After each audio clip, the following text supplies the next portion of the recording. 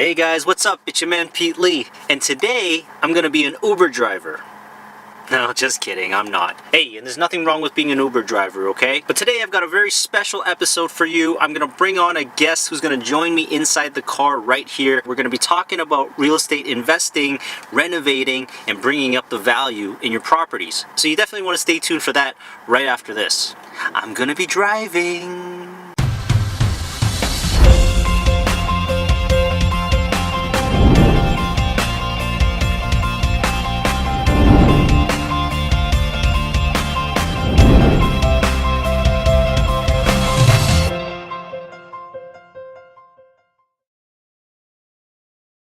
So my guest today is Andy T, and for those of you who don't know who he is actually working in the investor circuit. He's going to explain to you what it is that he actually does, how he helps you bring up value in your property, and how he just makes the transition a lot smoother for you, especially if you've never done this before. All right, there he is.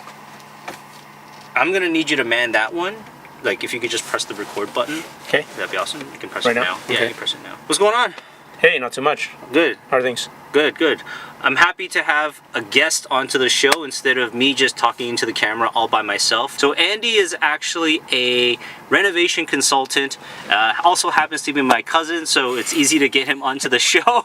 Those of you who aren't familiar, Andy is actually working with a lot of investors here in and around the Toronto and GTA area to help them bring up value in their property through finishing their basements, doing additions, and he's actually started a pretty successful blog for himself called Sweet Additions, and he's previously been a home inspector for many years. He's also been an education manager at Carson and Dunlop and Associates, which is one of the premier home inspection companies here in the city. Thanks for joining me, man. Yeah, my pleasure. Thanks for having me. Okay, so why don't you explain to people a little bit about what it is that you do? What is a renovation consultant, and how do you offer value to people? Yeah, that's a great question, and I just felt that there was a real need for a lot of homeowners and investors to have a third-party consultant help them with their major renovations, right? Because major renovations nowadays, it's upwards of possibly $50,000 to $100,000, and a lot of them don't have that level of trust with their contractors. Why don't they trust the contractors? Well, I'm not going to get into reasons, but there's a lot of TV shows that actually outline some pretty scary things, and so I just felt that there was a need. So you're a trustworthy guy.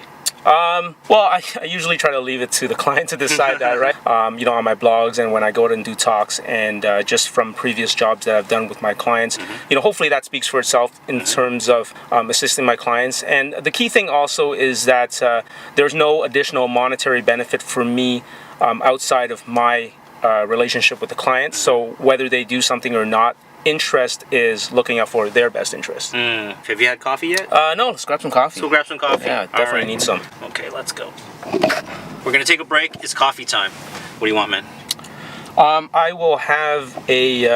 Want a latte or something? Yeah, let's do a latte. You want a latte? Yeah. Thank you, which is some cocktails to get for you? Can I get a grande latte, please? A grande latte, of course. You want anything to eat? No, I'm good. You good? Yeah. I think we're good, thanks. Man, I love drive-thrus. Ever since I had kids.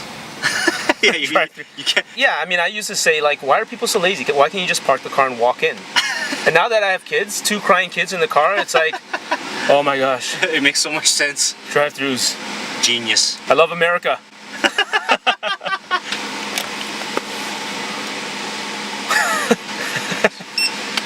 Have you had your coffee yet? Yeah, I'm not really functioning at a high level today.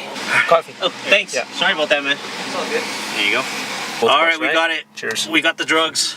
So Andy actually, he does a lot of basements for people to, sort of help them go through the process of, legalizing it, making sure that it's a proper legal apartment suite. Now, a lot of people don't know that there's a difference between the legal and the non-legal ones because there's just so many finished basements here in the city. What are the specifications that are different between something that's legal and not legal?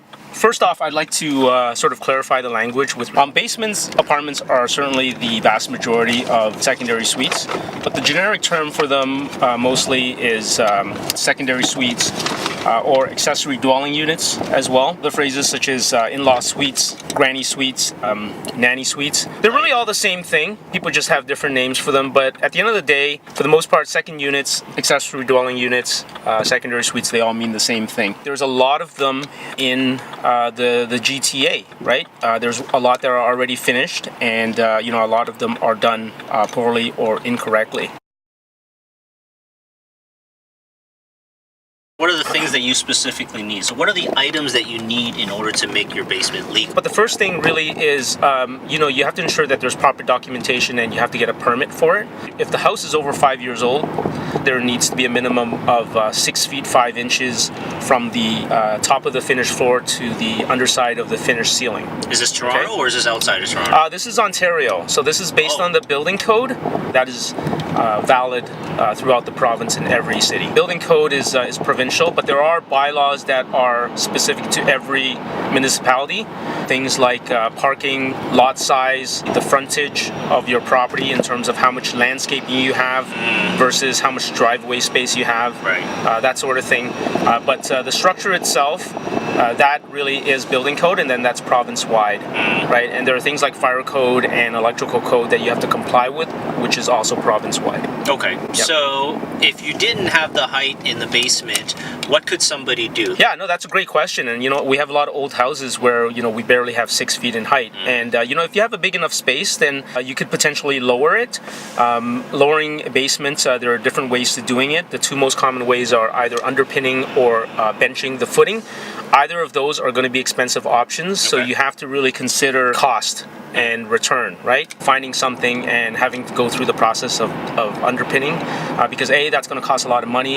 It's also structural, so there is always a risk when you do something structural where if the work's not done properly, you know, that could compromise the whole house. But if you're looking at it strictly from the standpoint of an investment, then it probably wouldn't make sense if you had to lower the basement. I encourage my clients, you know, all things being equal when they're looking at properties, is to find the ones where they already have the height, entrances, window sizes, and you know, fire separation. But most of those things can be achieved with most properties as long as you have the height. Talking about separate entrances, is there any specifications on those? Because some of the entrances we have are, you know, walk up, they're walk out. Some of them are actually just sliding doors. Does that qualify as a separate entrance if you're talking legal basement suites? The most ideal one would be, say, a side door or a back door that can be dedicated specifically for the second unit that goes straight down. You can also have basement walkouts where, you know, it's the walkout is outside and you walk down and you go down into the house. Generally, that is already available in a house, then great. But again, if you had to put that basement walkout in, it's very expensive to do properly. You can also have a entrance that is through the main unit. Now, you can do that. You can do that. Yeah, you can share the entrance. You can share the entrance through the main unit. A lot of people don't like doing that unless, you know, it's a family member or someone they know that's living there. Yeah. A nanny or something like that. Stinky shoes. Sometimes you have these, you know, ravine lots where the basement, maybe there's a sliding door in the rear of the house. You have to replace that sliding door with an actual hinged door. French door is okay, but not a sliding patio door. Oh, I see. Okay, so how about windows? Yeah. What's the requirement for windows? So there are, for windows is interesting because it's not just for escape, it's for three things actually. You need windows for lighting? Yeah, natural lighting. There are specific requirements. There are requirements for egress, which is a fancy word for saying escaping in case there's a fire.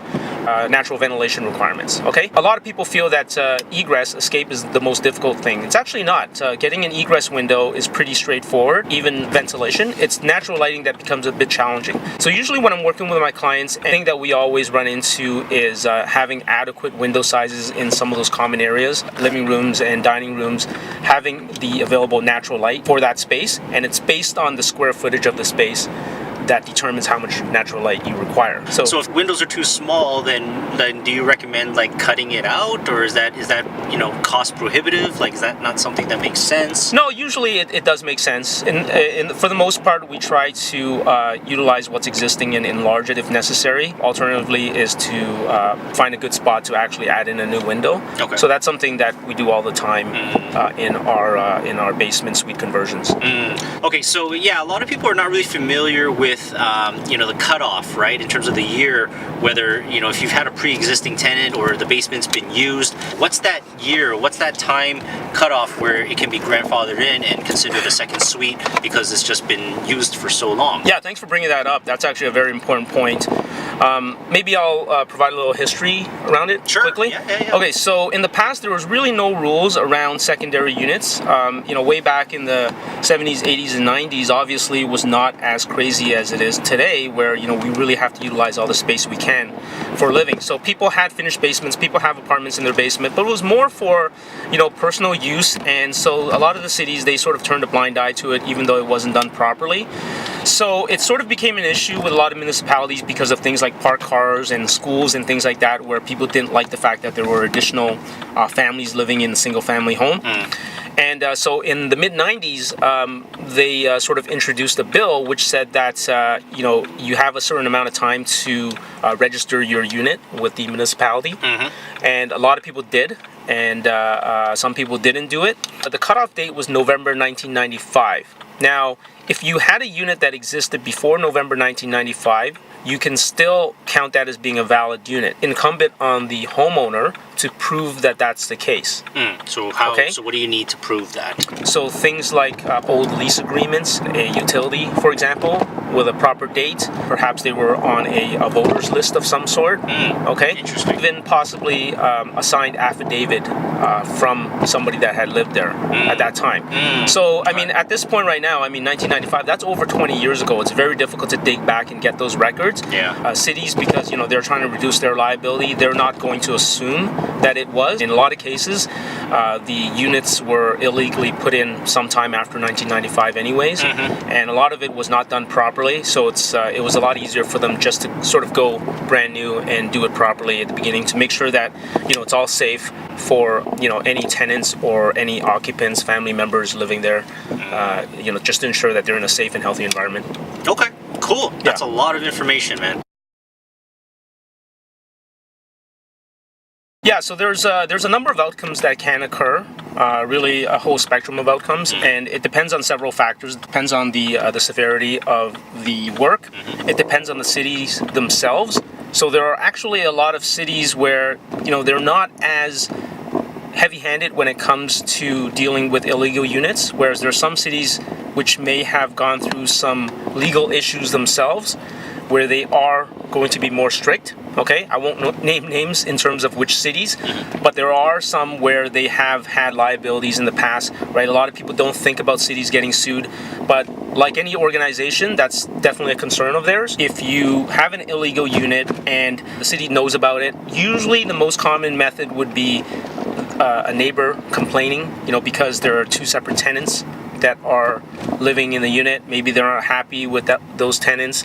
Maybe there are people walking on their lawns or having parties or having too many cars parked in the streets, and it's just a simple phone call they make to the city. Okay, so in the best case scenario, the city would maybe put a notice on your door and say, we'd like to come in and do an inspection, and after the inspection, they would say, well, bring it up to current standard. Okay, so that would mean getting a building permit at that point, covering all the bases, making sure that you meet all the bylaws. You need to hire an architect or a designer like yourself, right? Yes, yeah. So that would be sort of the best case scenario, and that's worst case scenario. I would say perhaps getting into litigation with. You'll have to evict your tenant. Is that what's going to happen? Yes, in some cases you would have to evict your tenant, and then that becomes an issue as well, right? Because the tenant says, I didn't know that it was an illegal unit. You start getting into landlord and tenant board type issues, right? You're getting into those, and you're getting into separate city issues, right? So that's sort of the risk there. The worst case scenario is potentially a fine, evict your tenant right away, and doing the repairs right away, or having your unit removed altogether, which of course can impact the investment, the property as an investment, right? Yeah. So those are really the things, and it's not meant to scare you. It's just to show you what the spectrum is of outcomes, right? Okay. Like in a lot of cases, it could be something as simple as, okay, well, you have a unit here. We know that there's a lot of illegal units. Just make sure you get your unit up to the current code and you'll be fine, right? Cities themselves, they know that there's a need for it.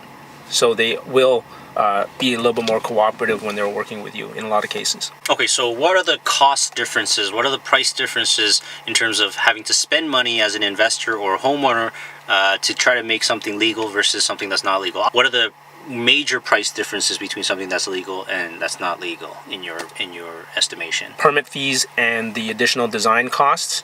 And then there are some material differences, right? Like different types of fire separation, different types of fire doors, special alarm systems. You should have those done properly anyways. So, but adding that together with the design costs and permit fees, usually we're looking at a difference of probably no more than $10,000 between an illegal unit and a legal unit. Which is not much in this market today, right? Not much in this market. Definitely going to translate well when you are, either taking equity out of the property, getting it refinanced, or even selling it. You're not hiding behind any sort of ambiguous language on your listing.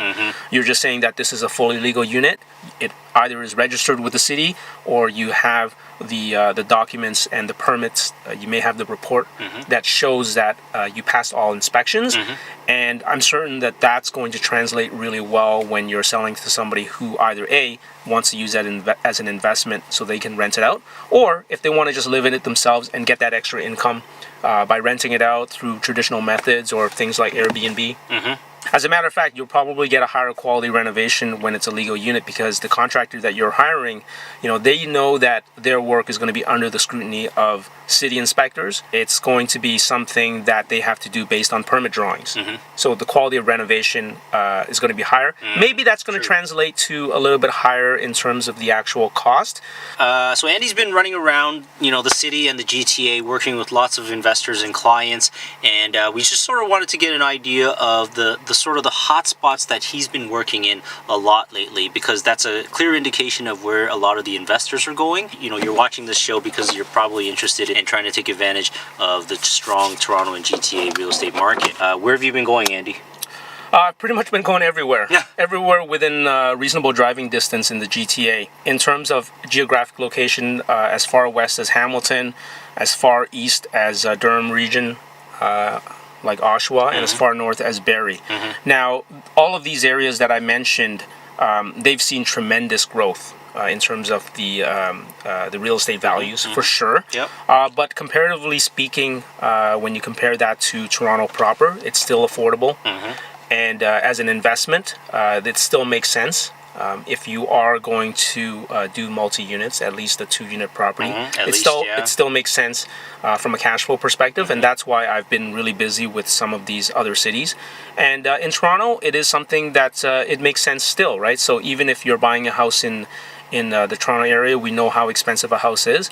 It definitely having a second unit is still going to help mitigate some of those monthly costs. Yeah, we all know that when you're investing in Toronto, it's really just about appreciation, because the rental costs are probably not going to cover the value of the mortgage and the property if we're just looking at a simple 20% down payment, right? So it's a different game when we're talking about inside Toronto and outside Toronto, and obviously putting in as much value, increasing its use and function will always bring you more dollars. So if you guys are interested in learning more and you want to hear Andy and myself speak at a live event, we're actually going to host a seminar presentation to tell you where we think the best investment spots are for investors, people who want to take money out of their property, or they just want to put their money somewhere so that they can help grow their portfolio. If you guys want to sign up, then head on over to my site, which I'm going to link up here in the video, and you guys can sign up, and we will see you at the end of the month, where we're going to tell you where my top 5 favorite investment spots are right now in 2017. So thank you, Andy, for coming on to the show and being my very special guest, and making time to talk to the audience, and maybe they'll come out and see you at the live presentation. Thanks a lot, man. I really appreciate it. Yeah, Thanks for coming on. So if you have any questions, feel free to reach out to me on my website at suiteadditions.com. That's spelled SUITE additions.com. I'll link it up in the notes at the end too. Yep, I actually have a free ebook there that introduces legal secondary suites in more detail, and I do a blog where a lot of homeowners and investors are following, and it focuses on everything we talked about today with secondary suites, but also a lot on renovations, construction, and the overall changes in terms of construction in the GTA. Andy's got some really good ideas about what's going to happen, and what he sees as his vision for Toronto, and how things are getting more and more expensive, and what other options are going to be available for investors and homeowners. So you definitely want to stay tuned, and you want to sign up for his blog to keep in touch with what's going on in his market. Okay? Thanks All right. a lot. Thanks a lot, man. Talk Thanks, to you guys. later.